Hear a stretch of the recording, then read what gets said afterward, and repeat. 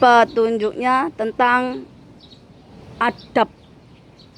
Adab itu jauh lebih mulia dari ilmu, karena orang berilmu belum tentu punya adab. Contohnya apa? Banyak ulama kiai tapi nggak punya adab. Bagaimana dia itu ngasih sesuatu yang habis dia makan, habis sisanya, apalagi suruh mencium kaki. Kita manusia normal aja belum tentu mencium kaki orang tua. Lah ini disuruh mencium kaki orang lain. Adab memuliakan orang lain. Derajatnya itu sama seperti kita. Kita nggak jumawa, ya kita itu nggak memperlakukan orang lain seperti rendah. Itu namanya adab. Banyak sekali orang yang mengerti ilmu agama malah dimanfaatkan untuk apa? Untuk orang lain dijadikan jongos. Ini yang paling nggak suka. Itu kenapa orang Indonesia itu rata-rata goblok dan gampang dibodohi. Entah itu pakai ilmu kepinteran ataupun pakai ilmu agama. Banyak sekali itu. Kalau dilihat itu sampai ngenes, kok bisa? Padahal kita itu manusia. Kalau kita itu udah sampai kesadaran, kita ngajarkan orang lain itu tentang akhlak, tentang moral, tentang etika, tentang budi pekerti, bukan malah membodohi orang lain. Banyak sekali yang minta donasi, minta donatur. Kalau nggak ikhlas ya maksa, walaupun pakai kata-kata. Kalau kita mau sedekah itu ikhlas. Karena apa? Karena Tuhan. Karena kita mau membantu orang lain. Bukan atas nama nabi, atas nama kiai, atas nama si ini, si itu. Lakukan itu untuk karena kita ingin membantu orang lain. Karena Tuhan. Bukan karena kita itu terpaksa. Namanya itu enggak ikhlas. Namanya kita itu mau cari nama. Apa yang direbutkan?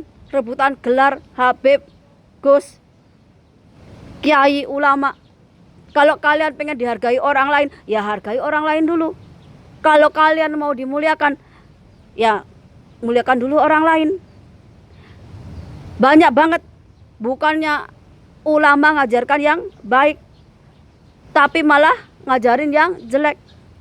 Kamu berdoa, kamu beribadah itu kepada Tuhan ada adabnya.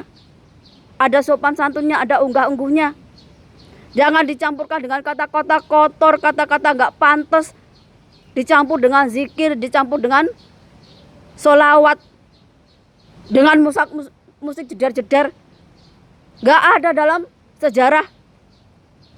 Itu nabi ataupun raja ataupun ratu ataupun para biksu, para begawan, para resi ataupun para kiai dulu itu dapat wahyu, dapat ilham, dapat wangsit ataupun dapat petunjuk itu dari jingkrak-jingkrak, kayak diskotik, rame-rame. Nggak ada kayak gitu.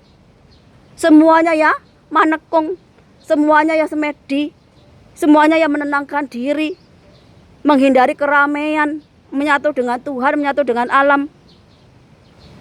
Ini malah mengajarkan berdoa sama Tuhan, zikir, sholawat, jingkrak-jingkrak kayak kesetanan. Oh, kamu sama orang yang lebih tua aja punya adab. Masa sama Tuhan, sama Nabi Muhammad gak ada adabnya? Itu makanya akhlaknya, moralnya tambah bobrok. Bukan ngajarin yang benar. Lagi ada yang bilang kalau nggak mendukung IKN bakalan mati. Kalau nggak mendukung 02 bakalan mati. Itu siapa yang bikin video? Kok udah merasa kayak Tuhan aja? Banyaknya. Udah tahu kapan matinya orang. Saya dari dulu nggak mendukung IKN masih hidup itu. Daripada berhayal taksi terbang ataupun pembangunan IKN, buat duitnya dipakai buat bantu rakyat, jamin kesehatan rakyat, pendidikannya rakyat. Masih banyak yang kurang mampu dalam segi pendidikan, masih banyak yang kurang mampu dari segi kesehatan. Masih banyak rakyatnya yang kena bencana. Gak ada IKN gak bakalan mati orang Indonesia itu. Yang ada malah bencana untuk Kalimantan gak ada hentinya. Yang nanti itu dipikirnya nanti, yang sekarang itu kerjain aja dulu. Biar bagaimana caranya gak dikasih gempa, dikasih bencana alam. Bagaimana rakyatnya itu jauh lebih baik hidupnya. Daripada uang dihambur-hamburkan untuk sesuatu yang gak penting. Tanpa IKN orang Indonesia itu tetap hidup. Kalau percaya. Saya nggak dukung IKN juga bakal hidup. Uang nyawa saya yang jamin Tuhan.